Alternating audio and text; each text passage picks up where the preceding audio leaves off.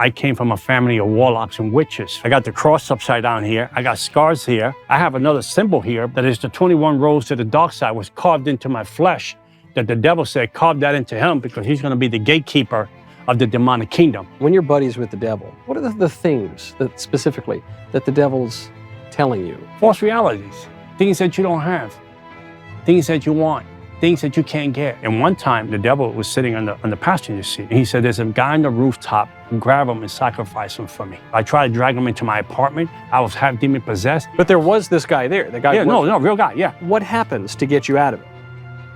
Christ.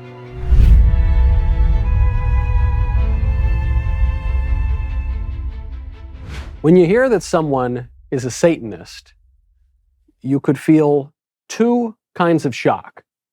The first kind of shock is that someone would worship the devil, and maybe even the deeper shock is that the devil exists at all. I am joined today by someone who worshiped the devil for something like a quarter of a century. That would be John Ramirez. John, Yes. Thank you for being here. Thank you for having me. John, you are from an area pretty close to where I grew up. Yes. I grew up in the burbs, but I spent a lot of time on the weekends and things down in the Bronx, and you Yeah. are from the Bronx, New York. Yeah, I'm from Bronx, New York. Actually, I grew up in Twin Parks projects, 183rd and Katrona. Mhm. And then Yeah, we yeah. were talking about the Pizza Place, the Mario's, and all the good places. Arthur Avenue. Yeah. Arthur Avenue, 187 Arthur, which is the block over. So I was right behind me. We had the Bronx Zoo That's right. When you mention and that, Botanical Gardens, yes, yeah, of course, it's right there. right there. So this, I always love that the North Bronx. It's a kind of a different world, you know. When It's like Riverdale. that's right. a whole Yes, different yes, world. exactly. So I'm familiar with where you grew up. Yes. I'm familiar with and it's kind of some parts of that area are not so nice, but there's more of a secret part of how you grew up that I'm Yes. not familiar with, Right. and that is The in the occult. So, Santeria.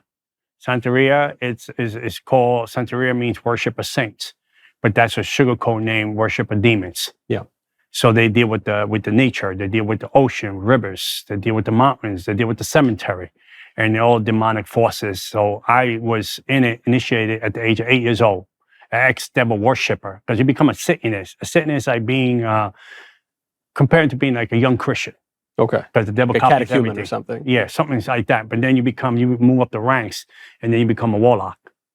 That's the highest rank for men in the devil worshiping game. So for people who are not familiar with it, Santeria is this kind of weird. Dress in white. It's a syncretic religion where, as you say, there's parts that sound Christian, Mhm. but it's not really Christian. It's But they sugarcoat it to entrap the people, to bring them in.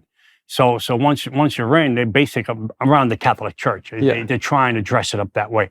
But the truth, Catholic Church has nothing to do with that. And the Catholic Church, Santeria is pure demonic evil, the worship of saints, worship of devil, statues, burning candle, burning incense. And when you get closer to it, animal sacrifices. And then after that, human sacrifices, blood rituals, ceremonies, spells, and so on and so on and so on. This has been in the news recently that people who engage in voodoo have been accused of killing animals, using them in Human rituals. sacrifice. Also, they do that because they feel when they do human sacrifice, they feel they have the authority and the permission to play God. They can take a life. They're interested in the blood because, Christianity, we are about the blood, right? Christ is blood. Without the blood, there's no forgiveness of sin. So that's what they practice. They counterfeit, they bootleg of what the original is, Christ, the ultimate sacrifice. So the reason they sacrifice animals, because they feel animals could take away the curses, the animals could take away the poverty. They sacrifice animals in place of who they are, and they switch the identities of what I used to be, poor, broken, curse, witchcraft, generational curses. So we sacrifice animal, take our place, I'm free now, which is not true at all. And of course, animal sacrifice has a lot of currency in pagan religions going back to antiquity, and it's even an idea articulated by the writer René Girard that you have a scapegoat, so you're putting all the sins, all the sins, and you either sacrifice or let it go into the wilderness. Yes, right. But the reality of it is it's not what the true value of what it is. But because people love religion, they relate, whether you Catholic or Christian, we base on relationship with God. We're not based on religion. But because religion has a form of godliness and people don't know the word of God, they fall into the trap. Because even when we used to trap people in the occult, we will hold hands and say, "We God, we start. We God, we finish." But the person outside saying, "Oh, wow, look, they do believe in God." But then what God are we talking? We talking about the small G. Right? They're like many gods, Many or unclean spirits. So I want to go back, you say 8 years old.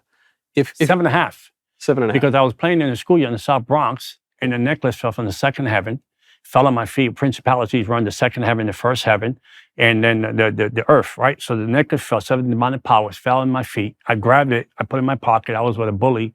At that age, we were breaking windows. There was a lot of empty lots in the South Bronx, and who could throw the rock the furthest, break the window. And if you had an arm, you could break the window. So the necklace fell. I heard my mom say, "Johnny, come home, come home." But it was a familiar spirit. It wasn't my mom. Too far from my mom to. Well, I was even going to ask, when you say you're in the South Bronx, so you're not up by 187th Street. Later on, yeah. My teenage years, I was up in. You were up there. Yeah, up there. Okay. My younger years, I grew up on Tremont Avenue. Okay. Over by Tremont, Deli Avenue, and now those areas, Honeywell, those areas. I grew up in those areas in my younger years. Okay. Then my mom and I, we all immigrated to 183rd and Crotona. We lived there for like 20-something years, so the pizza was good. If you can make it in and make it out, because it was like the West Side Story, you know. Yeah. The Italians with the Hispanics. So it was controversial, but when you're going in and grab a slice of pizza, it was good. Yeah, I can attest to that. So, okay, you're in the South Bronx. You're in a schoolyard. Yeah. And you said a broken lot. Yeah. Broken building, throwing rocks. The necklace falls down, hit the ground. I can hit the ground. I looked down to the ground. My friend didn't see it. It was meant for me. I grabbed the necklace. It was 7 demonic powers. I put the necklace in my pocket. I told him my mom is calling me. I ran off, went to see my mom was calling me because I heard my mom's voice, familiar spirit. So I ran. When I got to the front of the building, 915 Deli Avenue, I got to the front of the building. I took the necklace out of my pocket. I put it around my neck. And then at age of 8, my mom was taking me to the fortune teller with my aunt, because I came from a family of warlocks and witches from my father's side. Because my father was a warlock and a witch. Also, in Santeria. In Santeria, and in spiritualism. Okay. Both. Yeah. So later on, we was introduced to Palo Mayumbe, which Palo Mayumbe is the highest part of the occult when you sell your soul to the devil. Okay. So, and Palo Mayumbe is also a Cuban. Are you Cuban? Yeah. No, I'm Puerto Rican. You're Puerto Rican. Yeah, but it's kind of a Santeria. It's similar enough. Yeah, similar. We all rock the same boat. Santeria. A lot of the Cubans, Dominicans, Puerto Ricans, South American people, Brazil. All these people we cultivate. We are cultivated into that realm of the spirit of Santeria, spiritualism. Centros mean demon church. Yeah. Which you go and they sit the tables out there by dressing white. We go there, we worship, we pretend we Catholics. Yeah. Because we adopt Catholic culture. The aesthetic, yeah. Right, into the religion we're in. And people believe it because they think, hey, Catholics do this. But that's not part of the Catholicism church. Right. They don't worship the devil. Yeah. They worship God. They worship Jesus. So we get into this whole realm of this thing. Then you report. It's like going to Christian. You go to Christian church on Sunday. We'll go to demon church on Sundays. Or we'll go to demon church from 7 in the evening to 5 in the morning. It's Saturday night into Sunday morning. Yeah, Sunday morning. Why at that time? Because during that time, there's different atmospheres and the different atmospheres and environment that happen in the spirit realm. As the time goes further into the night, the hierarchies of the demonic world comes out, and you can make ceremonies and rituals and spells and contracts. People do say nothing good happens after midnight. Yeah. If you go out, nothing good is going to happen after midnight. So you were raised in this. So you're mentioning there was this sort of seminal event in a schoolyard with a necklace that falls out of nowhere, it seems. Right. But also it wasn't a seminal event in that you were already raised. It was upbringing. It was a norm. Okay. From my father's bloodline ritual from Puerto Rico, my aunt adapted the occult religion, because my aunt was 18 at the time when her father was an alcoholic. My grandpa was an alcoholic in the streets of Puerto Rico. She was a backsliding Christian. Yeah. And the witch in the town, they got into an argument, and the witch in the town said, "I'm going to kill you through witchcraft." you will see. What she did. She killed my grandpa, the witchcraft. So my aunt said, well, I'm going to join the witchcraft girl and give my life to the witchcraft girl and give my body to the witchcraft girl so I can revenge my father's death. So I'm sorry, she And that said, was the open door. she said, I'm going to kill your father. Or she said, I'm going to cure your father. Yeah, she told my grandpa, Yeah. I'm going to kill you to witchcraft. Because they got into altercation. They got into some words. Okay. And my father, my grandpa died in the streets of Puerto Rico as an alcoholic. Yeah. So she did the witchcraft on him, killed my grandpa. My aunt, seeing that happen, she said, well, I'm going to follow the occult so I can revenge my father's death. Okay. So she got initiated, came into the occult, and that's how we got into the occult from my father's lineage into New York City, the South Bronx. Okay. Okay. So then, was your mother involved in this too, or was my just mom? your father? My mom was in and out. She dabbled. She was like the person that goes into the baby pool, not deeper than that. Yeah. But my mom was a fragmented woman. My father used to beat her. My mom used to be beat by my dad. My father was broken. My father was a misfit. My father, even when he was home, he was still absent. Yeah. And his father never loved him. He never loved us. So my mom was a battered woman. So my mom was a yes woman. So mom said, let's go to the witch to get our cars right. My mom would follow because she was intimidated to say no. So that's how my mom got into the occult. But she wasn't deep into the occult. She was in the surface of the occult. But even when you're in the surface of the devil, you're still in. You're right, of course. So then at this moment, you're 7.5, you're in the schoolyard. For one, where did the necklace come from? And two, what is the significance of the necklace? The significant necklace is when you wear a necklace around your neck, you represent, when I wear the cross around my neck, I represent that I'm a Christian. Yeah. Right? I'm a follower of Christ. What some of us do, right? Because today now is a fashion thing. Yeah. But some of us we wear the cross and we represent, we're followers of Jesus, right? So the necklace is, I'm a follower of whatever the colors symbolize. The colors symbolize the occult. It symbolize the contracts of the demons that are wanted to really have an opportunity to have a contract with you. So the 7 dark powers are the 7 dark demons that run spiritualism.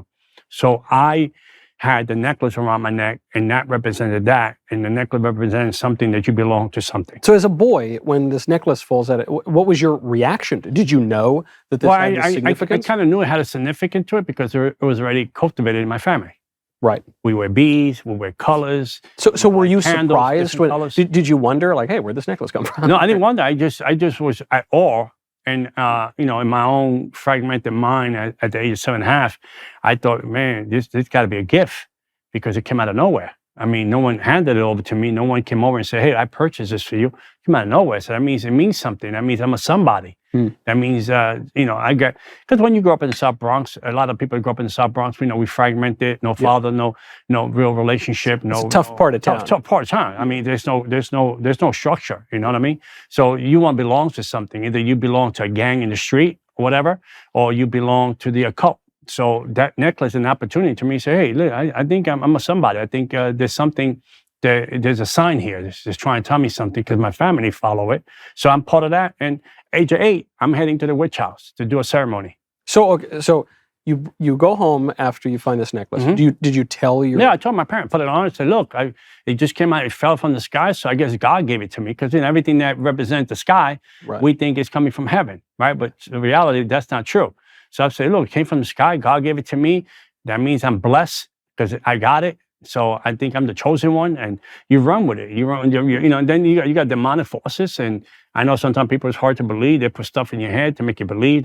It's a false reality that becomes real in the end because you believe it and you entertain it and you live it. Yeah. So it's a false reality of what you think that is supposed to be, or you think that it's part of, is engrafted in you, and it's not the truth of the truth will set you free. A false reality just entrap you. Okay, so now you just mentioned, all right, you go home, you've had this experience, you've had all this cultivation in Santeria, and then you said you go to the witch house at age 8. What is that? The tarot card reader is a fortune teller. She's well known in the community of the witches and warlocks because, she has a gift to tell fortune telling. She has a way to tell your future. She's a medium. She gets possessed by demons. She talks. She gives you ingredients. She gives you recipes. She gives you ceremonies. She gives you rituals. She baptizes you, and she gives you initiations. She has these powers that she can engraft those things into your life. So my mom was going with my aunt to the house to get the cards read. But when I got there, the witch didn't want nothing to do with my mom and my aunt. She wanted to do with me. So I was the target. She said, well, your son has to do a ceremony and a cleansing because in 30 days, he's going to lose his eyesight. So she put a curse on me. So my mom sold her furniture. We didn't have money, to $250 to do the ceremony. That's how I was ushered in to the kingdom of darkness during the Santeria ceremony with the 5 elekes. They call it elekes, the 5 B's of Santeria. Jeremiah, Ochun, Chango, Obatala, and Jeremiah. Those are the 5 Santeria saints that all the Cubans, Puerto Ricans, even people from the Black community, they get into it too because they're looking for answers, they're looking for truth. We all get in it and we get baptized with that. That's the beginning of being a disciple in the Santeria. So how does that relate to the 7 beads on the necklace? Or does 7 bead has to do with spiritualism. There's 3 facets, right? They copy this: Father, Son, Holy Spirit, the Trinity. Yep. So they practice Santeria, spiritualism, and Palo Mayumbe. So there's 3. They roll parallel to each other. Okay. But they're the same demon and running in different personalities and characteristics. Same demon. I said same demon runs in the same 3 lanes, right? Sects, so Santeria, sect, right. So you got Santeria running there. Then if we go over in spiritualism, he has a different name, but he has a different characteristic, but it's the same demon. Yeah. So if he runs into Palo Mayumbe, the same thing, just stronger powers, stronger connections, demonically, all of it, but they all run parallel to each other. So Santeria does one thing. Santeria has to do with the second heaven.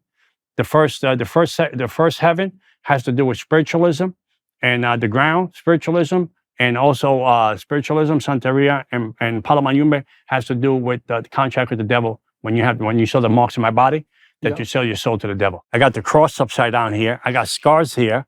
I got scars in my foot. I got scars in my leg, because it's a symbolic symbol of the cross, but upside down. So you give yourself to the demonic Palo Mayumbe, then one of the deities of there pick you to serve him. So the blood that sheds here, they put gunpowder, they put a candle on it to seal the contract, and then the blood is used to sign the contract to the devil. That night, the devil shows up after midnight. You can feel the presence of the devil. And people faint. In the ritual, there's people that faint because there's so much blood, human blood come out of them, that they get dizzy, they get lightheaded, and they pass out. And the warlocks wake them up and say, well, we're going to wake you up and still finish the ritual. Because what we started, we finish. So that's what they do. So I was picked. I have another symbol here, but it's hard to see. That is the 21 rows to the dark side was carved into my flesh. That the devil said, carve that into him because he's going to be the gatekeeper of the demonic kingdom. So out of the 17 people that did the ceremony, I was the only one that got carved into the demonic star of the 21 rows to the dark side. Carved into my 21 rows to the dark side. So the main 21 occult religion, Islam. I have to say what it is, right? Islam. That's why Islam got green. If you see Islam and you go to Mecca, they wear green. They wear the symbol green, right? Because the symbol green represents a demonic demon, an entity of not a warlock, an entity of a demonic demon principality. It's called Sarabanda. It's an African name. So they adapt that. In there. Now, if you go to Haiti, Haiti adopted a demon that is called Candelo, the god of fire. So you see a lot of the Haitian voodoo people wear a scar that is red. So the red represent the color of the deity that you represent, because the deity can relate to you because you have nothing in common. These are the fallen angels that Jesus dropped from heaven, right? So the only way they can relate to you is they built a bridge between humanity and the supernatural world. They built a bridge. It's like the movie Twilight. So when they had the show Twilight, there was nothing sexual about it, but it was showing how the demonic world wanted to have communication with the humans. Okay. Right? So that's the way. You have the thing going, they have a show, and you watch like 1 or 2 episodes just to expose it. Yeah. Lucifer, right? Yeah. Lucifer fits in. Yeah. He hanging out with everybody. He's helping people, hanging out with people. And then, but when you get him upset, then you see some side of him, some his eyes gets red, or he controls your mind, or there was an episode, cop stopped him over from speeding, and he controlled the cop, he manipulated the cop, he put a spirit of seduced the cop, and bribed him with the money, and he told the cop, don't you like speeding sometime? He had mind control over him, so the cop was saying, yeah, I put my horn on him, because I like it, and it feels good, because I'm a cop, I can abuse my authority. He said, that's the way I feel. Yeah. So it's a manipulation spirit. So this whole thing that with the occult and the religion and things that happen, this is how we do it. And then we run that way, we operate that, we function that way. So when I had to sell my soul to the devil, you have to sign, and you don't sell your soul. You can't sell your soul. By the way, it's not possible. It's not possible because Jesus owns the title. Yeah, you don't own. You can't sell your car, right, without the title. Yeah. So you can sell your allegiance, your time, and your devotion. Yeah, that's what you sell. Right. Because in the end, absent from the body, presence in the Lord. The point of a man die is the judgment. Yep. Jesus owns the title, and he owns the deed of your house. Yeah, right. You're going to have to go see him and settle the score because he's a great accountant. So I suspect we've compressed a lot of time into this moment. You go to this fortune teller. Your fortune teller, she picks me. She said, I'm going to lose my eyesight. She cursed me. And then she extorts your family for $250. For $250. My mom had to sell the furniture because my father is an absentee father. He don't provide the money, the provision for the house. So my mom sells the furniture. She sleeps on the floor. She gives $250 to the lady. She do the ceremony. They dress me in white for 7 days. They put the beads around my neck, the 5 beads that I have to bow down to, I have to obey. Now I have to submit. Now I live in that world. Because now the authority over my life is these 5 demons that operate in the Santeria religion. Yeah. So I live there, but now I have to grow into that, to cultivate that, to grow into deeper ceremonies and rituals that I have to do as I grow older. I have to get into the deeper parts of it in order to maintain what I started. Now, did your mother not think it was a little weird that they're like cutting parts of your flesh? Well, this happened when I was 30. This happened when I was 34 years old. Okay. So this is way later. Happened 34, but my mom was okay because we have one thing about humanity or people or people that are in the occult. One thing, everything becomes the norm.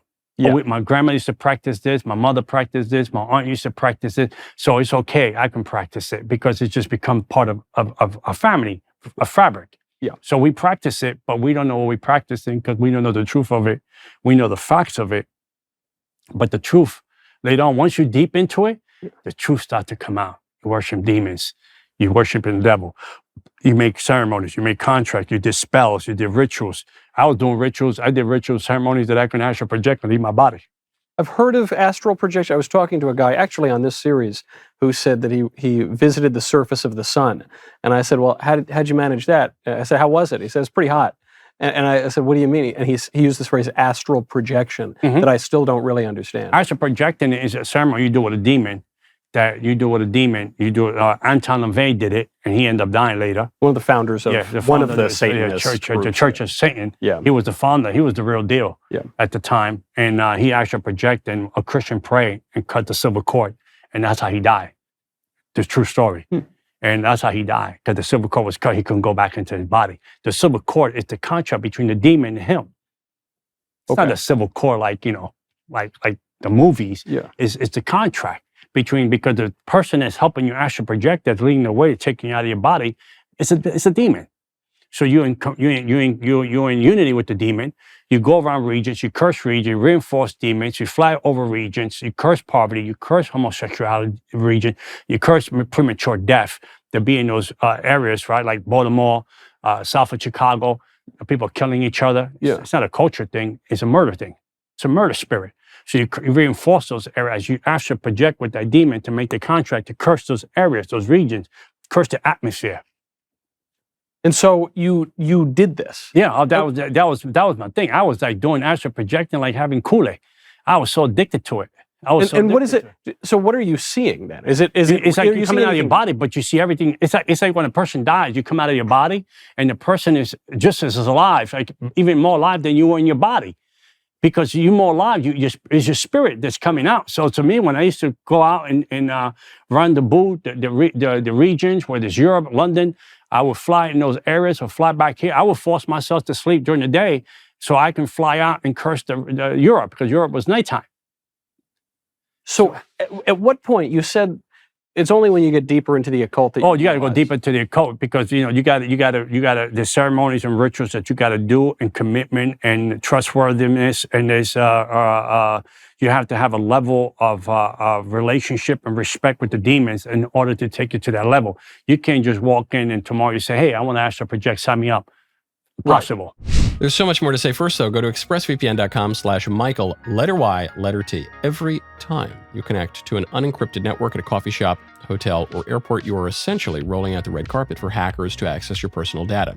Hackers can make up to $1,000 per person selling personal information on the dark web. That is why I never browse the internet without ExpressVPN. ExpressVPN creates a secure encrypted tunnel between your device and the internet. It is so robust that it would take a hacker with a supercomputer over 1 billion years to break through. Here is what I love most about ExpressVPN. It is incredibly user-friendly. You simply open the app and click one button. It works across all your devices, so you're protected whether you are on your phone, your laptop, or your tablet. ExpressVPN is not just about security, it's about preserving our freedom in the digital age. In a world where big tech is always looking for ways to silence conservatives and spy on you, protecting your personal information is prudent and paramount. Secure your online data today with ExpressVPN. Get 3 extra months for free. Go to expressvpn.com/Michael, letter Y, letter T. Don't be a fool. Don't go online without that protection.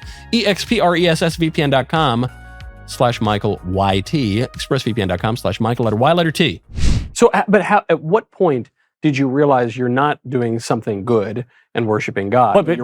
Because they justify. Like if I had to put witchcraft on a person, they said put witchcraft on him, make sure he got premature death, or send him to the hospital so he can get a premature surgery. He could die in the operating room, right? And this is all real. So, he's an evil person. He beat his wife. He steals. He robs. So you think you're justifying it because he's bad, right? So you're doing justice because you're putting witchcraft on him. So they sugarcoat. They justify that person trying to do witchcraft to you. That person is evil. That person hates you. The people at work hate you. The people in your neighborhood hate you. You gotta watch this person. You gotta watch that person. Watch your back on this person. And you start believing these stories, and then the demon puts it together. But we can take care of them. We can do witchcraft if you volunteer, if you give your time, and if you come in agreement with me, I give you by the rituals. That's why they call those botanica places. The one that I went to, botanica place that I used to go to in Webster Avenue. Okay. And Fulton Row. I used to go there. And the people that used to own there, they were Jewish people owned this place. They would make $30 million a year selling witchcraft stuff. Right? So they make $30 million a year. So I used to buy my ingredients there. So now as a Christian, I'm going back, exposing them. Right. Exposing all these things that they have going on. And so you buy the ingredients. The ingredients are, they put you see, in the demonic world, in the Christian world, we call it the anointing. Yeah. In the demonic world, they call it the dark powers. So we put the dark powers on the ritual, send it out, the demon goes out on an assignment, and put the witchcraft on that person, put the sickness on that person, or put maybe a car accident on that person, and it works on that person because that person have no protection from Jesus Christ. That person's not in the Lord. So the witchcraft is going to work on that person easily. So you how old are you when you start doing this? Well, when I started doing witchcraft, I was 7.5. Next came down 8. I was already getting rituals, or somewhere around the age of 15, around 14, 15. I was doing witchcraft to people. Okay. I was going to demon church from 7 in the evening to 5 in the morning. So where are these places? I mean. Oh, they're like secret hideouts. If you're part of the cult, it's like back in the days, there was a popular after hour. No one knew about it unless you knew someone that knew someone that knew someone to go there. Right. So it's the same thing with the occult. We know the Sentinel. They got powerful mediums over there. You want to go, or it starts with the card reading, right? We know this powerful fortune teller, or we know this medium that read cards, and she's going to read your cards, but she's also connected to a church that you can go, and you want to grow spiritually.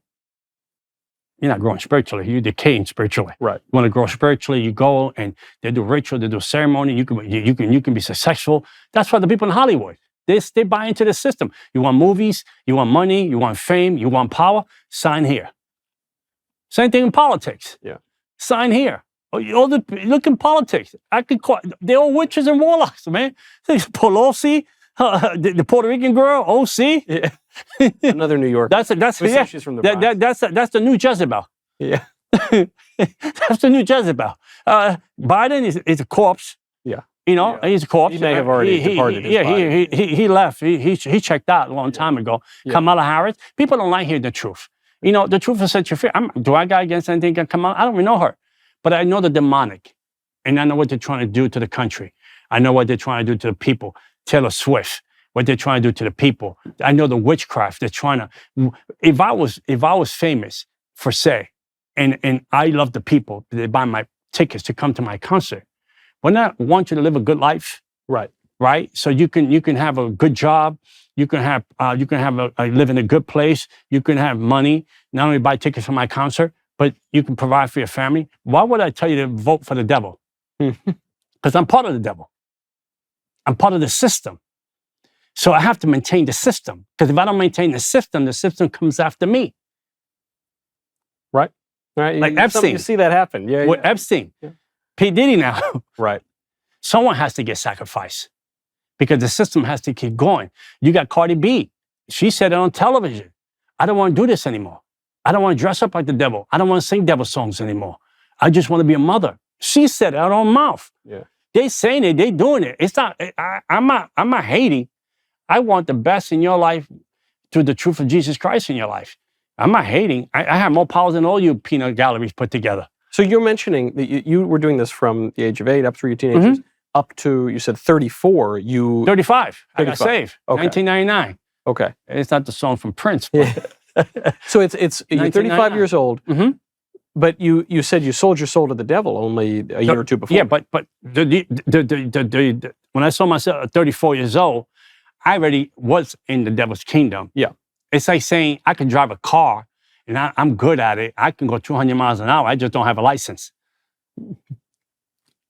It's a good analogy. Good analogy, right? So I went over just to get the license, just to prove that I'm in it to win it. During that time in mind, where does one go to do this kind of a thing? They do what they do. They have high rank witch, warlock. They have houses and they use the basements. I know police officers that were devil worshippers. I knew principals in school that were devil worshippers. I knew doctors in hospital that were devil worshippers. They were Jekyll and Hyde. They had a job during the day and night. Right. They were Jekyll and Hyde.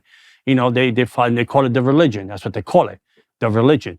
You know, and Miami is the only place in the world that they have the legal right to sacrifice animal. They won in court, the witchcraft.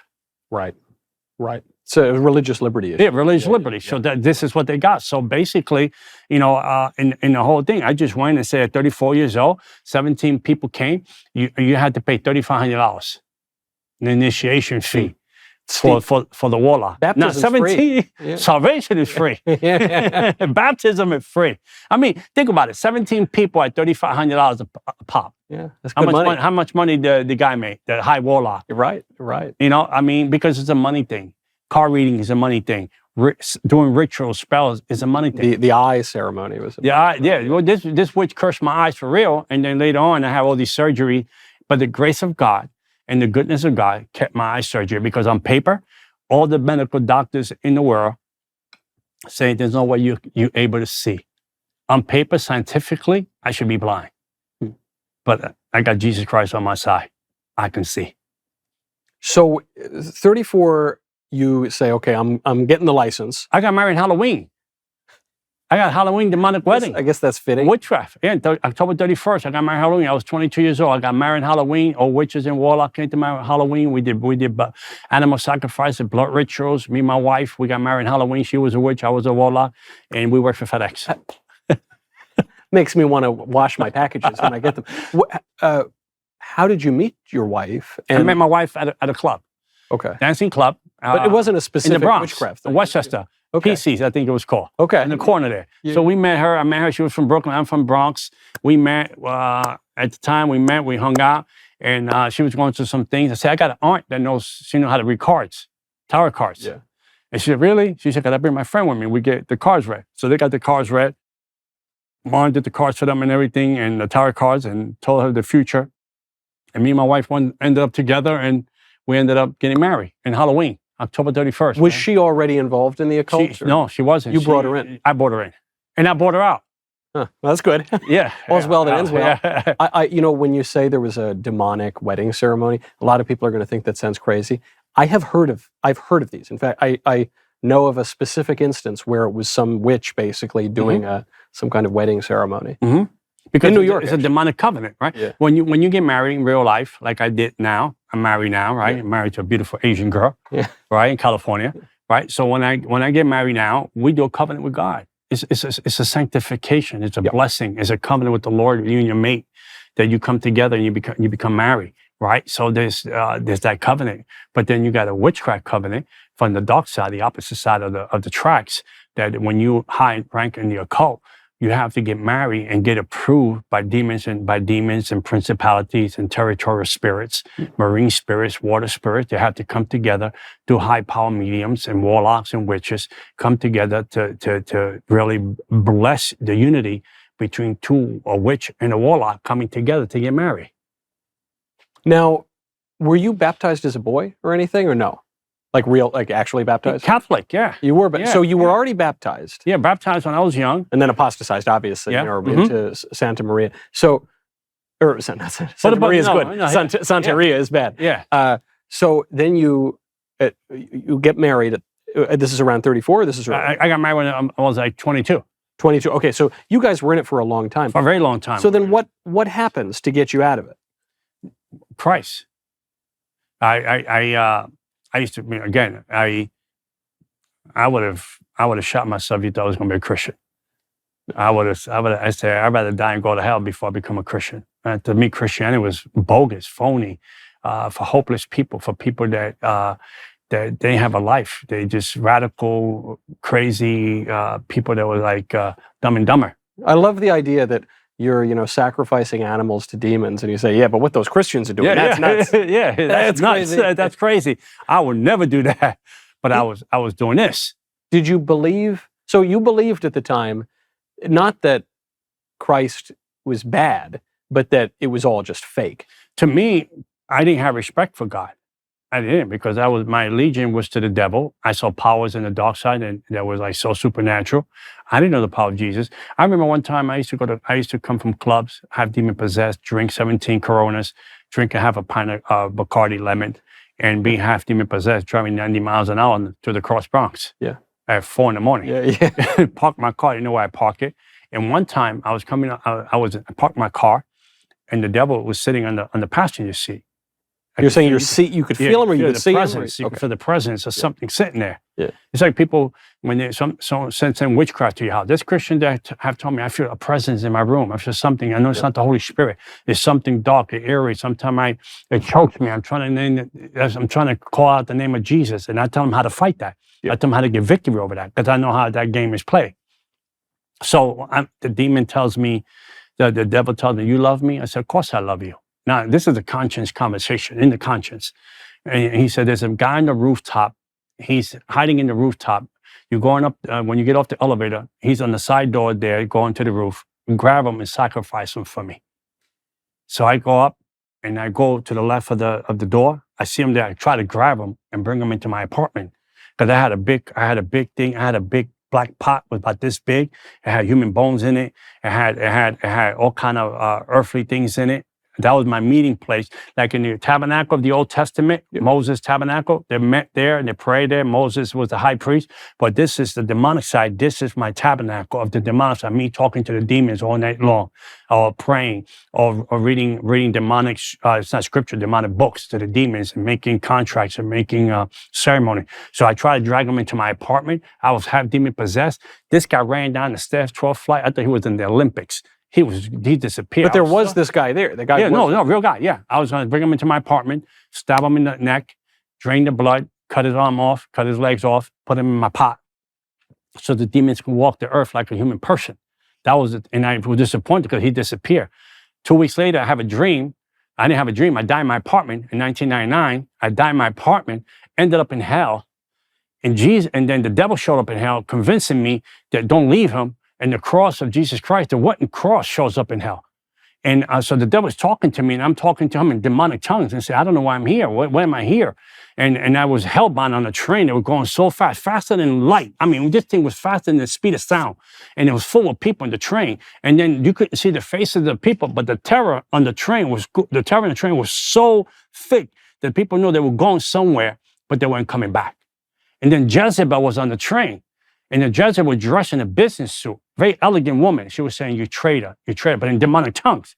But when the train crashed into hell, exploded, and then the doors opened. When I stepped into hell, you could hear, when I stepped into hell, the ground in hell, it was like marshmallows. It breathed like a human person. So I got out of hell, and then I saw 2 family members in hell that they were still alive on the earth. They were devil worshippers. And then I ran to the portal of hell, and it was this I did now, and you can hear the wailing, and then the fear in hell is not like the one on the earth. The fear in hell wraps around you like a straitjacket. It breathes on you like a human person. And I'm trying to find a window or door to get out. And then the devil shows up and says, I loved you. I took you in and you were 8 years old. Why are you leaving me? I said, what are you talking about? I'm here. I don't belong here. What am I doing here? And then he said, I have to destroy you. I have to kill you because you're going to tell all the secrets of the demonic kingdom to the world. And you're going to expose me. And I will never be able to trap people and incarcerate people spiritually because you know all the secrets. You know the secrets of my kingdom. You know the rituals. You know the ceremonies. You know the entrapments. I have to kill you. And now I'm dead in my apartment. How do you know you're dead? In Parkchester. Because I know I was dead. I'd left my body. I'm dead. So I end up when I'm in hell, then he went to grab me. When he went to grab me to kill me, to hold my spirit, my spirit in hell, so I can be pronounced dead in heaven. Yeah. I mean, dead in Parkchester. I was in Parkchester by Macy's. Yeah. So I was going to die right by Macy's. So my body's laying there dead. My spirit is in hell. He went to grab me. The cross, the Calvary shows up between me and him. That means intercession. He touches the cross. He falls on the paper. He falls on the ground like a piece of paper. And I take off again. The second time he shows up, I'm still dead in my apartment. He shows up again. The horns and the wings comes out. And you can see stains on his garment because he fell from grace. Yeah. So you see stains on his garment. He said, I'm going to kill you because you give me no choice. When he went to grab me again, the cross came out again. I never read about the cross. I never read the Bible. I don't even know what the Bible meant. What cross? What? There's one thing between me and him. God is interceding for my spirit, for my life. Between me and him, he trusts the cross again. He falls to the ground. Now suddenly I go back into my body like a lightning bolt, and then I feel like I'm in. When people in ICU and they pass away, they do those electrical things on your chest. That's what I felt like. There was electrical paddles in my chest. I come back to life, and I become a born again Christian. How do you know that you weren't just having a dream? No, that wasn't a dream. That was not. You just know. That was a dream. I would have woke up and I would have had a yoo-hoo and kept going. That was not a dream. That was an ultimatum. God is saying to me, the Lord Jesus Christ is saying to me, I'm giving you one chance to turn. You follow me, oh, this will be your destiny. And the people that were in hell that I saw in hell, my 2 family members, they're alive today. And I asked the Lord, and the Lord said they'll never make heaven. You asked in prayer? Yeah, I asked in prayer. And the Lord said they'll never make heaven. And my aunt that passed away 2 years ago, my aunt that passed at 80 years old from lung cancer, she was the highest ranked witch in Miami, all Florida, and all around the 50 states. She was one of the most high ranked witches in the planet. And my cousin, went to speak to her about Christ. And she said, respect my religion, I respect yours. And she died without salvation. That's a very difficult thing. It's hard, but you have to understand. See, it's hard for me because I love my aunt, regardless of who she was. But I also have to understand that Christ opened the window for her like he did for me. And she said, no. He opened the door. Let me say that. Yeah. And she said, no, close the door. I don't want to go that way. And to me, God opened the door for me in 1999. And I said yes to the open door. And then in March 2019, 11, I died in my apartment again. I died as a Christian, and I was leaving my body, and the sky was opening up, and I was seeing the light. And when you leave your body, it feels like a magnet pulling you. You can't go anywhere. You can't turn. You can't put yourself. You have no control.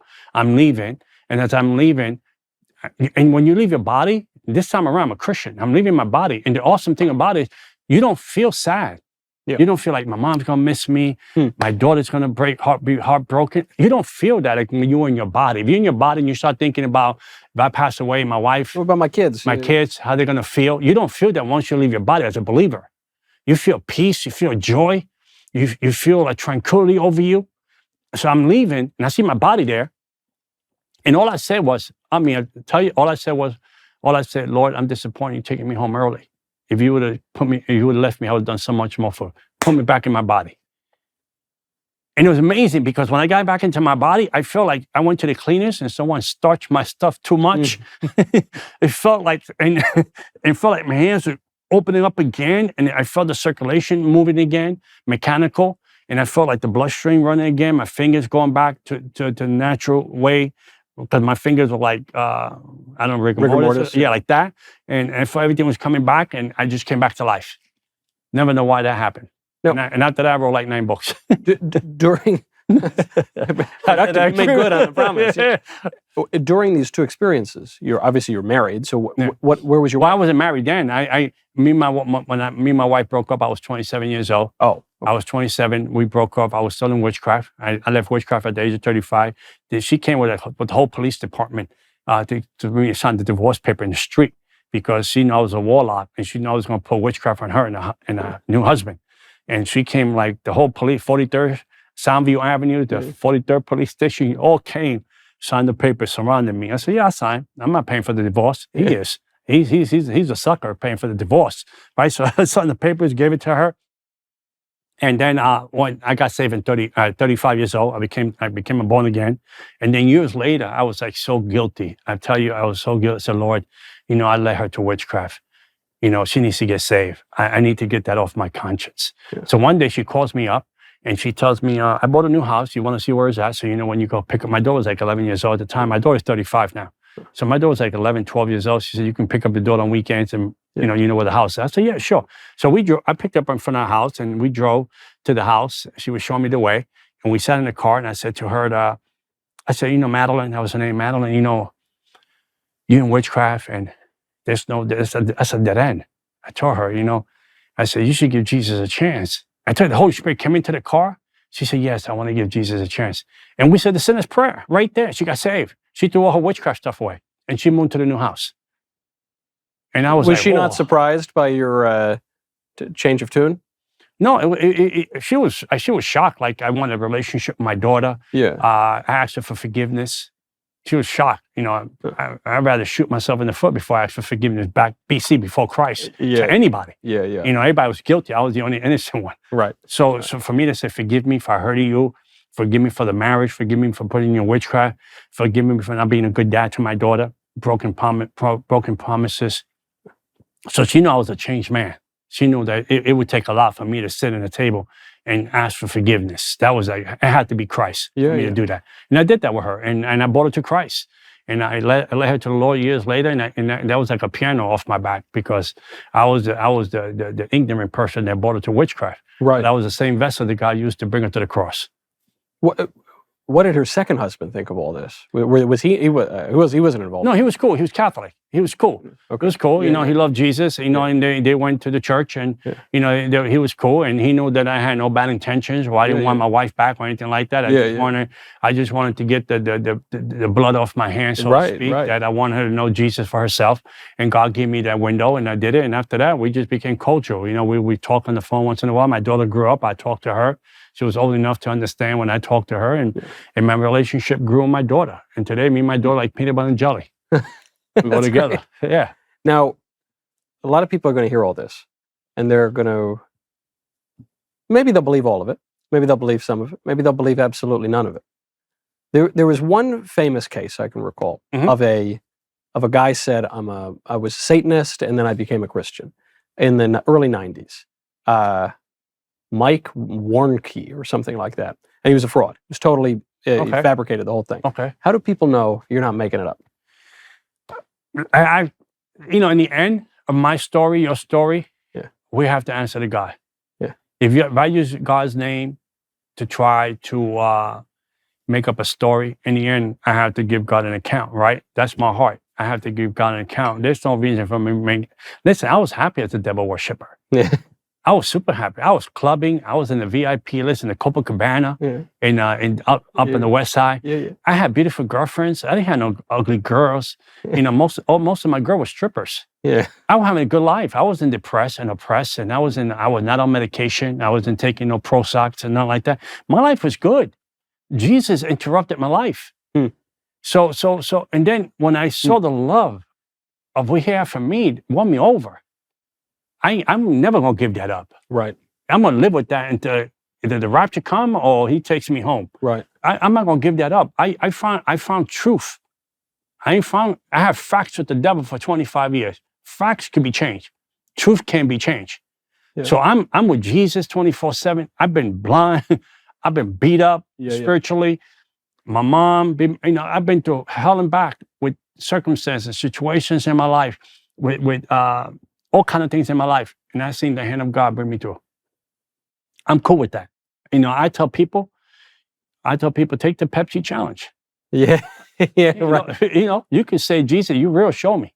No, I like what you say about the love was kind of irresistible. It was compelling. It was so compelling. Because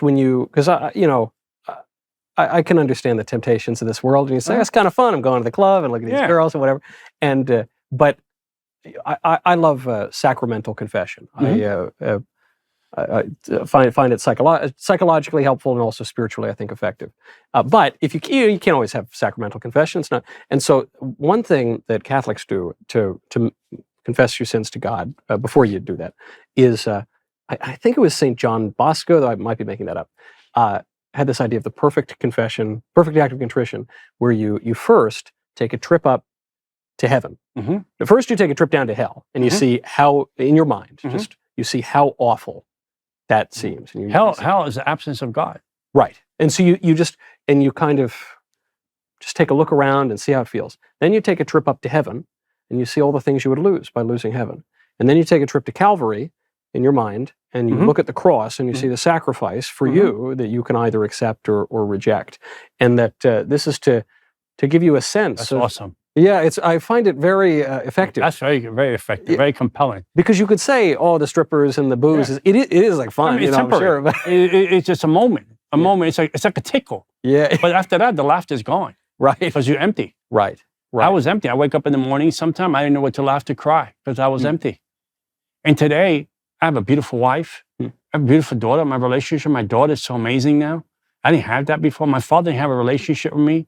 I can tell you today, I couldn't sit here and you tell me something your father you did with your dad. I don't have nothing. Yeah. My mom used to pay $1.50 so we could sit in the old Yankee Stadium. Yeah. I mean, by the time you got up there, people look like dots. Yeah, yeah. All that, right? So I'm saying today, I have things in my life only God can do. And I like that. And I like that moment you just shared. Yeah. Might have been Charles Borromeo. Go to hell, take a look. Absent, void, empty, pain, hurt. Cruel, ugly. Go to heaven, beauty. No one says goodbye, no one dies. Yeah. No one cries. Yeah. You get free rent in heaven. Yeah. And then Calvary. And you go to Calvary and you see the suffering of a man that loved you so much that he took your place. Yeah. How awesome is that? I mean, you can't say no to that. Right. That's just a free gift that God giving you. A person that died, a person that goes, say you on death row, right? And tonight, and you hear them saying tomorrow you're going to the chair or you're going to the needle, right? And you can't. I don't know how Peter slept when he was the Roman soldiers. He was changed to a Roman soldier. He slept like a baby. Yeah, yeah. When the next day they was going to execute him. Yeah. And I'm saying to myself, I wouldn't sleep. I'll be up. Yeah. I'll be up and pretend someone's going to say to you, tomorrow's your last day on the earth. You're going to die. We're going to inject you with a needle and you're going to be gone. And 30 seconds before they're going to put that needle on you, someone shows up and take your place. Yeah. That's Jesus. Yeah, yeah. Yeah, right. I got that. Right. So I'm cool. Because, I totally I'm get good. It. So for people beyond all the particulars of Santeria and all, as you say, kind of judge the tree by its fruit. I'm going to have to answer to God. When you're buddies with the devil, what are the things that specifically that the devil's telling you, that he's tempting you with? False realities, things that you don't have, things that you want, things that you can't get. Like money? Money, fulfillment, a degree, opportunity, a better job, a better neighborhood, a better home. Maybe some people couldn't get a girlfriend. So the devil said, we can do witchcraft, we can get her.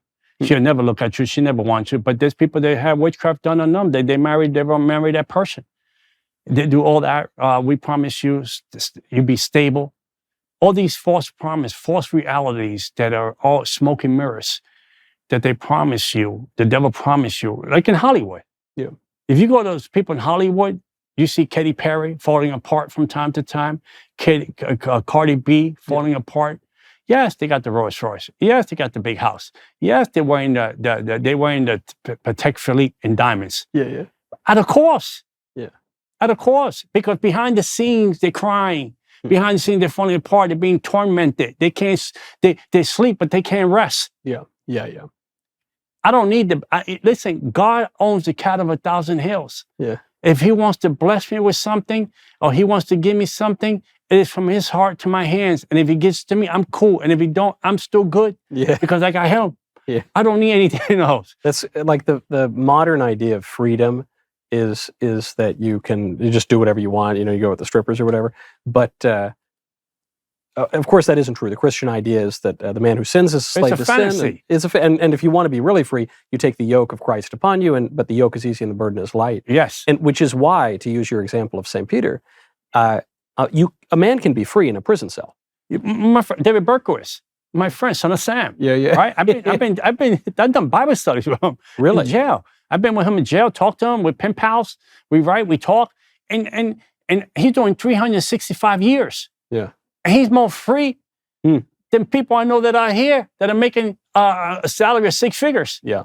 He's more free. I talked to him and I sit with him, and he grew up. He got caught up in the Bronx because he was a Bronx kid. Yeah. Like us. He went to the White Castles on Yeah, I know exactly where that White Castle. all the White Castle, Florida, all that. Mm-hmm. So, and I'm talking to him in jail. I said, Dave, you got 365 years. What do you say? He said, John, I'm free. He said, I have the Holy Spirit. He said, I'm free. He said, I ministered to so many people. He'd been behind bars for 50 years, right? And he had touched more people behind bars with his freedom and his peace and his joy than people out here that have been in the world, walking up and down, driving everywhere, flying everywhere. He's more free than them. What Paul said in when Paul met Festus and he met, he was locked, he get the confession. He said, you mad, Paul, you mad. Your study had made you mad in the book of Acts. And he said, I'm free. Yeah. He said he was in chains, and he was more free than the people he was preaching to. So freedom the only true freedom comes from Christ. Right. Freedom. My mom got cancer today, right? And my mom is free. I talked to her on the phone. You don't even think she got cancer because she's free. Other people will be tormented. Other people will be going crazy. Right. Because it's a place of, you don't know if you're going to die tomorrow. Yeah. None of us, right? So my freedom, it's not the temporary things. Right? The temporary things are temple. Yeah. But the things that last are eternal. Right. For me, it's eternal. You're really free in that nobody can make you sin. Sin is what makes you a slave. So if no one can make you sin in a prison cell. And likewise, if you're in Hollywood and you've got 3 diamond Patek Philippe's on your wrist. But if you're entrapped by sin, then you really can never be free. But you got beautiful people in Hollywood that are free. That are Christians. Yeah. They're around the debauchery. They're around the darkness. You got Jim Casibo. Yeah. Jim, he's free. Yeah. Mel Gibson is free. Yeah. He's a little crazy, but he's free. We call him Saint Mel. Yeah, Saint Mel. Yeah. I love Mel Gibson. Passion of the Christ. Come on. Greatest movie. The best movie ever. Yeah. Right? He's free. And he talks with you can hear his freedom where he talks. It's not a game. It's not an act. Well, there's actually a line from Mel Gibson, from William Wallace, played by Mel Gibson, which is, they can take our lives, but they can never take our freedom. That's exactly what you're talking about. And that's what I'm talking about. Yeah. And I'd rather have that than have any material thing. Don't matter to me. Of course. Because material things, they come and go. I've been there, done. I got the T-shirt. I had all the material things.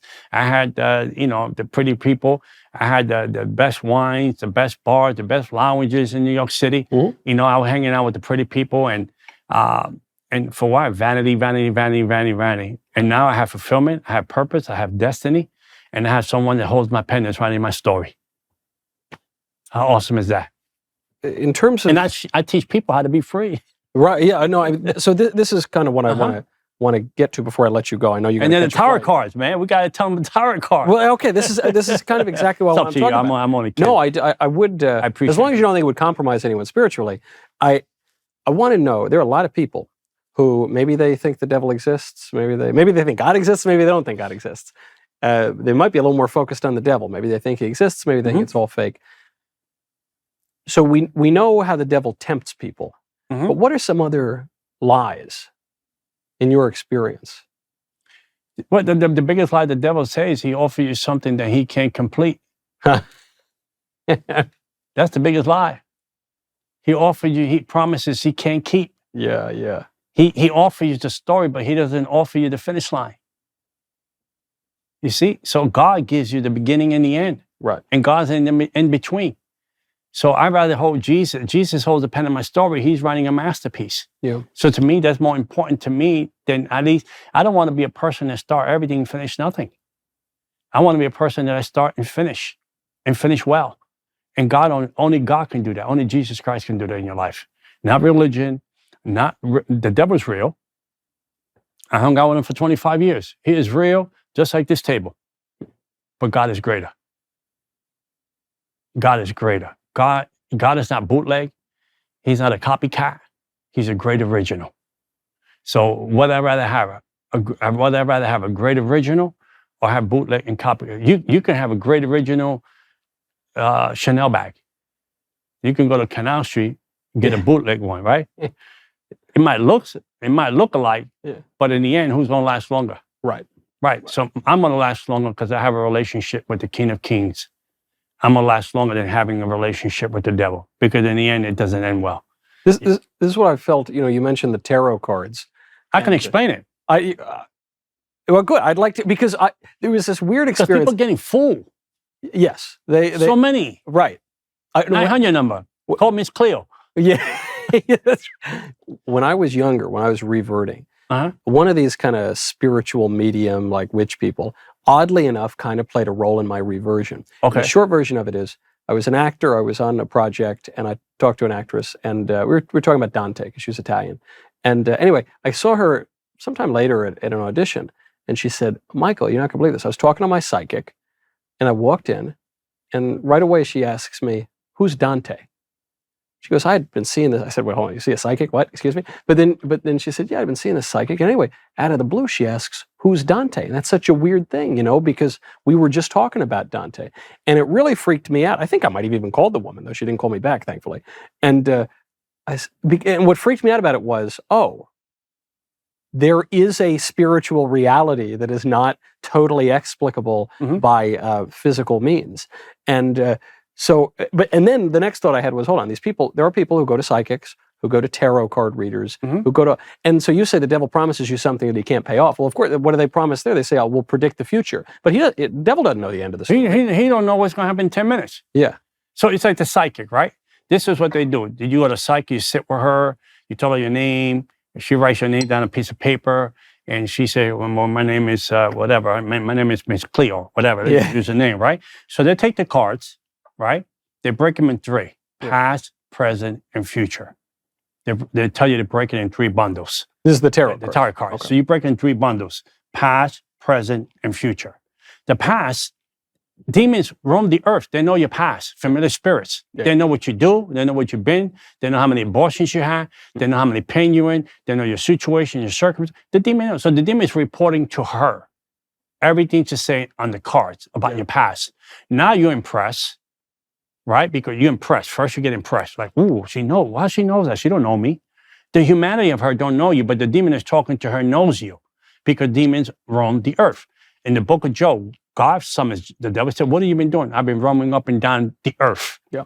Right? So now she's telling you your past, and you're impressed. You're like, whoa, how she knows that, right? And then now she tells you, take the middle cards, the middle deck. Now she's going to tell you about your presence, things you're going through now. And now your curiosity is up and running, on red alert, because now you're curious. Oh my gosh, she knows my past. Now she knows my present. She's wheeling you in. Yeah. So now she's telling you, your marriage is messed up, or your husband is messed up, your kids are messed up, you're having problems with your neighbor, you're having problems at work, you're having all these things, because demons roam the earth. They spying on you. This called monitoring spirits in the demonic kingdom. So they're monitoring, they're reporting back to her, telling her all these things about you. Now you're blown away. You're like, wow, how she know these things? Now she has you spiritually, because now she only captivated you. Now she has your curiosity. She captivated you. And then the third step will be your future. then this is what she tells you. This is the catch-22. Yeah. Oh my God, I see your kids getting into an accident. I see your husband leaving you. Like, my husband been faithful for 50 years. We've been married. How's he going to leave me? Yeah. And she said, no, I see here. You better do this ritual, do this ceremony, do this cleansing. It's only going to cost you $1,500, right? So you're like, oh, wow, well, I don't kind of believe that because me and my husband like peanut butter and jelly. We go together, we go everywhere, even to the bathroom. That's how close we are. And you said, could you give me time to think about it? So she'll tell you, she'll drop a number on you. Oh, you got 20 days because it's going to go down. Now, you miss it, you get busy, 20 days, you find a phone number in your husband's pocketbook, his wallet, phone, whatever, and then you find your husband, pictures, whatever. It's a setup. Because the demon that was talking to her, go home with you to produce these things, to make these things happen, to seduce your husband, to put your kid in a car accident. So now these things happen because you can't stop what you can't see. These demonic powers, you open the door to it, they go, they perform these things. Now you think the witch knows the future. So you go back to her because now you're desperate, right? You drop the $1,500 on her. After you drop the $1,500 on her, right? She calls back the demon. Everything goes peaceful for a season. She makes the $1,500. She do the ceremony. And then she say, you got to come back in 3 months. You keep doing it. That's another $1,500, another $2,000, another $3,000. And then you got to do a ritual, another $4,000. And now you think that she helped you. It's like a protection racket. Right. Speaking of the Bronx. The Bronx. Right. Hey, it sure would be a shame if something happened to your store here. Right. Exactly. So now she has you because now she's controlling you. She's manipulating you to your family, to your loved ones. And now you think she helped you because she made things peaceful for a while. It's witchcraft. They don't know the future. They create chaos with demons that put a witchcraft that's put on you. And the only person that knows the future, he has a great future for you, is Christ. Right. That spells it out clearly. Because yes, as someone who believes, and then they know names because they hear conversations. So they heard that conversation. They were trying to woo you in, but God stopped it. Yeah. No, think about it. As someone who believes obviously in God and the reality of spiritual warfare and all this stuff, when you say, the psychic witch lady can figure out the past because the demon tells her. You can bring one here to the show and sit her there and give her the cards. I'll take the Pepsi challenge with her. Right. I'll strip her down to nothing, show her everything. Matter of fact, she'll come to Jesus before the show is over. That would be good. And the truth is, and it's not saying that to be arrogant and prideful. The truth is, people give the lifehood. People give, like my mom, she gave $250. She had to sell her bedroom set and sleep on the floor because my mom wanted to be a good mother and protect me from a curse that was supposed to lose my eyesight, right? And how many people lose their livelihood, on their financial livelihood by giving money here, giving money there because they're trying to find peace, they're trying to find joy, they're trying to find a purpose, they're trying to find a destiny. And all you can find that is in Christ, and it's free. Right, of course. No, so I get, because some people say, don't go to psychics because it's bogus and they're just taking your money. Some people say don't go to psychics because they're playing around with demons. And your answer actually is the best one I've heard. Yeah, it's both. Both. A combination. One time I was walking down Soho, and there was a tarot card gypsy out there reading a card to this lady. And I stopped and I looked, and she looked. She said, "You want next?" I said, "Well, if you can tell me what's going to happen in 10 minutes, until I give it $100 in my pocket." And she said, "What do you mean?" I said, "Well, you're a psychic, right? So in 10 minutes, what's going to happen to me?" And she said, "I don't know." I said, "Well, of course you don't know, because you don't know nothing." And the girl was sitting there, she don't know nothing? I said, "No." Get your money back. She took a money for that. She kept walking. And I walked with her. And I was one time in the Botanica on Webster Avenue. These people came out. And I was walking by. I said, "What are you doing there?" She said, "We want to know our future." I said, "Only Christ knows your future." The guy was, he was part of the Bloods and the Cribs and all this stuff. And I said, "No, let me show you how it goes." And I held the hands right there and I prayed with them and I led them to the Lord. It's great. That's great. A good moment. That's a great... there are going to be people hearing this who worry, even if they're Christian. Well, do I need to worry about people putting all sorts of spells and stuff on me? Well, could I mention this? The book I have, right? Yeah. I have the book. It's called Exposing the Devil. My book, Exposing the Devil, is going to be about how you know the devil's playbook, because we have a playbook, the Bible. The devil has a playbook, right? How he entrap us, set us up, right? Bring how many people that are Christian that fall into entrapments of the devil, right? And not that they were bad people, they just made bad decisions, or they had temptation, or they had not having no self-control, and things happen in their lives. But God's a God of second chances, right? God said he forgive our sins, he don't remember them anymore. And I help people to the book, Exposing the Devil's Playbook. I help people how to see the entrapments of the enemy, how to see the setups, the wiles, the schemes, the hindering, the delay, the blockages spiritually, the entrapment, what the devil brings to the table to his playbook.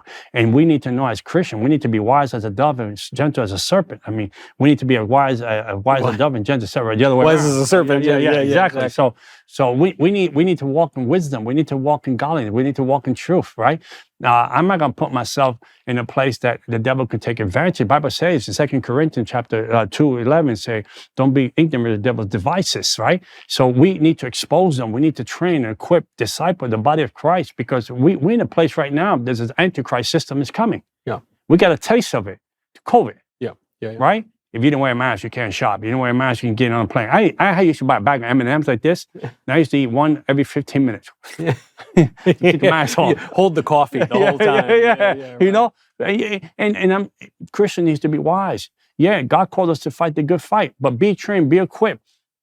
And I teach Christians to all of my past, the entrapment, the setups, the schemes, the wiles of the enemy. Listen, the closer you get to Jesus, the more spiritual warfare you're going to face.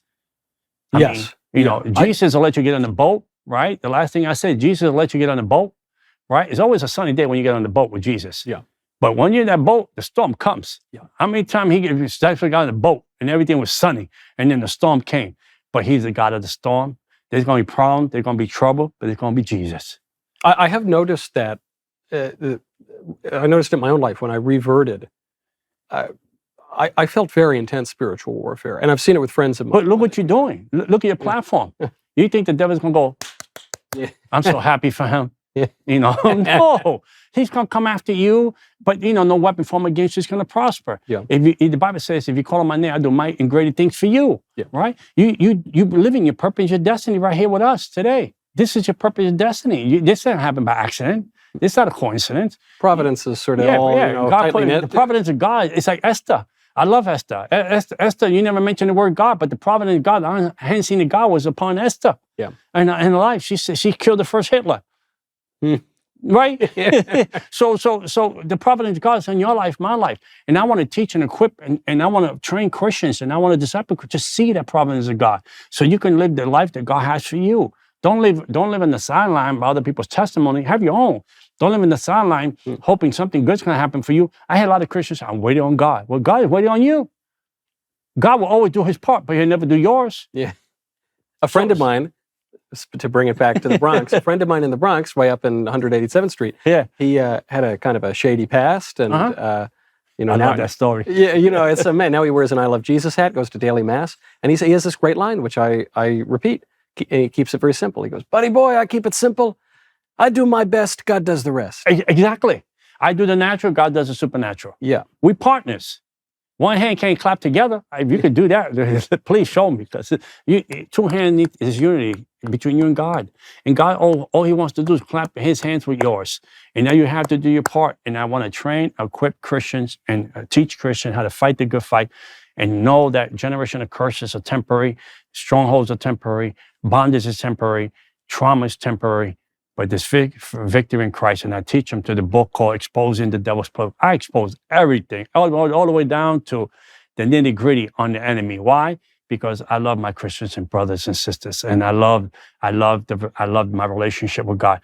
And I used to hate Christians like no tomorrow. And now it's a love I have for believers, a love I have for people that serve God.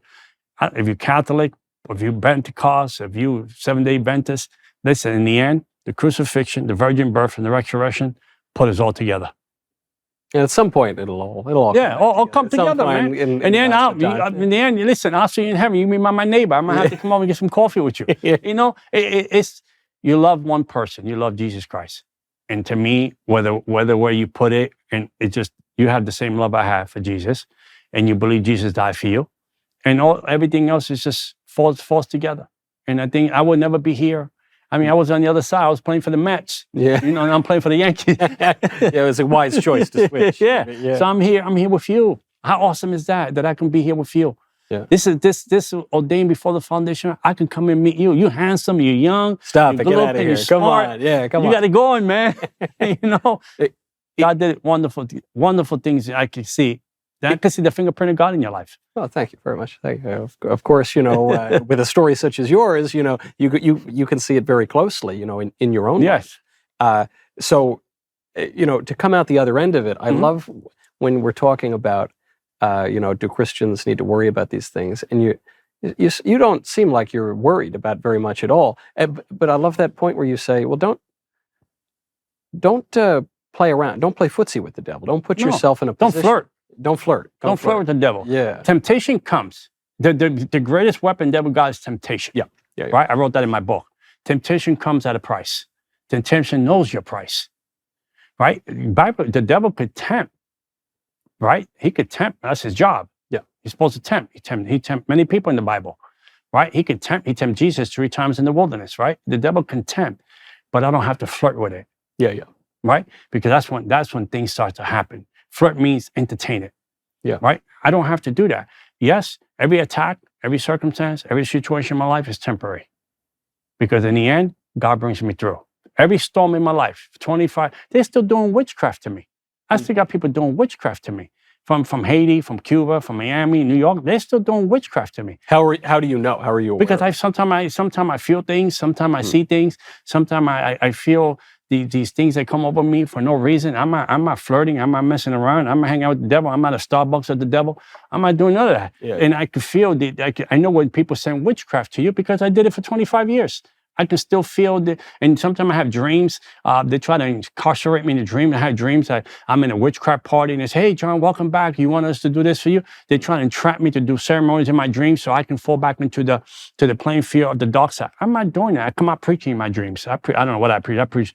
I'm always preaching in my dreams. And what I'm sharing with you is that, like you said, temptation comes is what you do with it. Right. And that's the bottom line. It's what you do with it. Either you make it go. You rebuke it. You put the name of Jesus on it, the blood of Jesus, the power in the name of Jesus Christ. But don't flirt with it. Don't play with it. You know, because eventually, it's going to get the best of you. You just said a phrase that I think I kind of know what it means. What's a witchcraft party? A witchcraft party is when they invite all kind of witches, all levels, and all that stuff, and they go like someone's apartment, and they have an altar, and then they have an altar. They have an altar. They have different colors, different demon statues of different kind of demons they have, and then you go there. They play demon music, and they do rituals. They do ceremony. People get mediums come, and they get possessed by demons. They speak to you.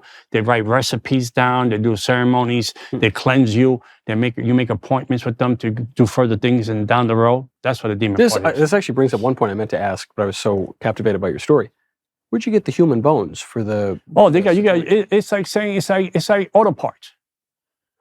It's like saying, you know, you go to the junkyard, you can buy auto parts, right? Or you have a friend back in the hood. Yeah. You had a friend say, "Yo, I need this car part, man. You can get it for me." And Julio go, and Julio take it up from someone else's somewhere. car. Yeah, get it from somewhere, right? So I'm using that as humor, but I'm saying is that there's people that have connections in cemetery that knows how to get these parts, and you pay $2,000, $3,000, $4,000 for these body parts, whatever, and they get it for you.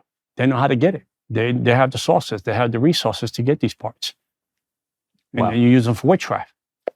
And when you mention the animal sacrifices, what kind of animals are we talking about? Roosters, chicken, four-legged animal, goats, sheeps. That's what they sacrifice. You know, one time when I moved to L.A., Gomorrah by the Sea, we call it, I was walking under Santa Monica Pier, and I was walking with a buddy of mine, and we found a beheaded chicken. Oh, they did a ritual to the ocean. So the ocean is the marine spirit in the ocean. So if you see a beheaded chicken, they sacrifice the chicken to the blood, to the marine spirit that lives in the ocean. It's not Aquaman. Yeah. It's a marine spirit called Jemaya in the Santeria religion. So they sacrifice it because they're making a pact of, I'm sacrificing, I'm cleansing myself, but this is what I'm asking in return. I'm giving you this sacrifice for this in return. And that's why you see the headless chicken by the ocean. I kid you not, when I saw it, I was so naive. I thought, oh, maybe it came out of a restaurant up there on the pier or something like that. My buddy said, I think it's a little more like voodoo kind of stuff. Voodoo stuff, yeah. Voodoo stuff. Animals, they sacrifice the higher the archy, the higher the rank, the higher the demon that you're messing with, then you got to move all over to like goats and sacrifices of sheep and bigger animals. But if you do animals if you do normal cleansings or rituals, and you either rooster or chicken, that's what they use. Man. And now it's legal. Did not fall down from a restaurant. It did not come. No, they did that at night. It's illegal. It's illegal in California, but you said in Florida Miami, it's legal. Yeah, Miami it's legal. Miami, because all the witch doctors got to. If you go to Miami, you see people there. A lot of the Cubans there, and nothing wrong with Cuban people, but I'm talking about they call it the culture. Yeah. It's dressed all in white. See them all in white all the time. The number dressing in white means purity, it means sanctification, it means consecration. But you can't consecrate yourself just because you wear a white suit. Yeah. Consecration comes within. It's your heart, right? Yeah. So they wear a white suit. Like when I did the Jemayah Santeria occult ritual, I had to dress 365 days in white plus 7. Right? Because they adopt numbers. 7 means for Jemayah, 5 means for Chun, 3 means for Shango. So they adopt numbers. So, the Bible speaks about numbers. Copycats. Right. 8 means new beginning. 5, number of grace. 3 in the Bible for me is Father, Son, Holy Spirit. Of course. Yeah. So the devil copies everything that belongs to the kingdom of our Lord Jesus Christ. He copies everything. The blood sacrifices, Old Testament stuff. Yeah. But they do it because they don't have the ultimate sacrifice, which is Christ. Right. Yeah, it's a pale imitation, and the exactly consequences of it will be a pale imitation. Yeah. Too. And copycats don't work. They usually fall apart. Right. Whether you buy a handbag, right, a wallet, or watch. Well, this is a Rolex. Well, it's not real, but it's a Rolex. It says it right there. It says it there. But eventually that Rolex is not going to last, because eventually it's counterfeit, But it's crazy how every counterfeit wants to copy a great original. And the great original is our Lord. Right. Do you think people fall into it, the occult stuff, the way that you did? Oh, yeah. Because of a broken home and generational, is that a weak moment? Do people who are well-adjusted from good homes, in good neighborhoods, not from the South Bronx, do those people fall into the occult? They do. Yeah, they do. I mean, they have different facets, different forms of falling into the occult, right? Because they always feel, even though how many times there was I saw a video the other day about a kid that he was depressed and upset. He was telling this man, I'm upset, pray for me, I'm upset, I'm depressed, because the man's Christian and he used to live in Beverly Hills. Yeah. And he said, I'm upset and I'm disappointed, and I'm starting to hate my parents. And he said, why? He said, why? Your parents live in Beverly Hills, you have a nice home. He said, because my friends, they drive Ferraris to school and I had to drive a BMW. So you see that weak moment, that vulnerable moment, the devil tells them. The devil will come and say, I can get you a Ferrari. Yeah. You don't need your parents. Right. I know how to get you a Ferrari. Right. I know how to put you in Ferrari so you can be up there with them. And in the end, there's a void. If you don't fill that void, the devil says, I can fill that void for you. Right. You want to be famous. You want to be wealthy. You want to have all the good things that you really craving for. Because there has to be a craving in order the devil to represent you, give you a dish. Or something. You have to have the appetite for it. The appetite for it. Right. So deep down inside, if you don't let God take over the appetite, right? How many Christians? I mean, people in the Bible was very wealthy. Yeah. Right. But they never put the wealth, in front of God. God was God, and the wealth was wealth. How many people today, billionaires today, walking around? Right. I know a lot of billionaires. Not that I know in person. I know a lot of billionaires. They know Jesus. They're wealthy. They love Jesus Christ. They're wealthy. Mel Gibson making movies. He's wealthy. He loved Jesus Christ, right? He made a fortune with Passion of the Christ. He's making The Resurrection, right? Jim Casibo. He could making all kind of crazy Hollywood movies, right? Chris Tucker turned down $10 million for Rush Hour, right? He turned it down. He said, I'm not doing that. I'm following Jesus. They offered him $10 million to go back and make Rush Hour 4 or something like that. He said, no, I'm not doing it. He said, I want to follow Jesus. I'm not doing that. He got out the spotlight, right? When I got saved, the first week I got saved, someone came up to me. In my first book, I wrote the story. It's called Big John came up to me. He said, man, I got someone that's going to give you $10,000 They give me $10,000 a life if you do a spell on this person. Because I used to collect big money to put spells on. There was a girl that used to work for a sneaker store, very famous sneaker store, and she stole $20,000 worth of sneakers. And she came to see me on a car reading, right? Yeah. And I told her, and she said, oh man, I'm going to go to jail. They got me red-handed. I stole $20,000 of sneakers from my boyfriend. And make a long story short, I said to her, "What? I tell you why." I told her, I can help you. You pay me.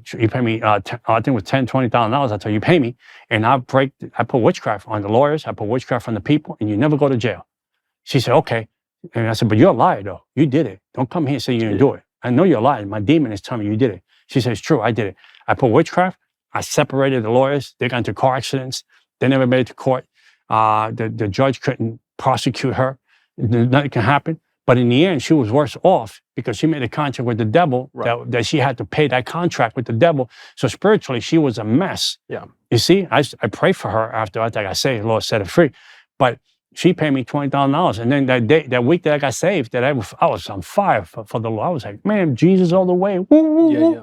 And someone came up to me and said, I got this person willing to pay $10,000 today if you can do witchcraft spell. Cash. I said, no, I can't do that. I told him I want. That's when it happens. That's when you get the. Yeah, that's when the devil throws the last piece of bread to see if you bite. And then the guy said, no, you kidding, John? You messing with me. You're not a Christian. You'll never be a Christian. I said, I'm a Christian now. Yeah. He said, no way. I said, look, my mom is coming. My mom was coming. Yeah. And I told my mom, tell this guy here, what's my life now? My mom said in Spanish, él es cristiano. Yeah. He's Christian now. Yeah. The guy fell on the floor. He passed out. He couldn't believe it. He couldn't believe it that I was a Christian. And I said, no, to $10,000 a week. If I was somebody else, I said, I'll take the $10,000 and then I repent. Yeah. And then I just go back with Jesus. No, man. Then you get offered 20 the next week. Exactly. The next one is 20 or 50. Yeah. And no, man, I already say yes. And I'm going to go with him. I'm going to walk with him. And God willing, in Jesus' name, I know God gave me the strength to finish with him. I don't need money. I don't need that. God provides for me. He's my provider. He's my provision. He's my doctor. He's my lawyer. He's my everything. Consider the lilies of the field. Yeah, exactly. Nothing missing, nothing broken, man, when you're with him. So I'm good. Listen, I believe he's writing my story. If I write it, I need a lot of white out. Yeah. John, thank you so much for sitting down. Thank you so much for having me here. You're an amazing man. Right back. I see that in my spirit, truthfully. Oh, thank you. It's an honor. Amen.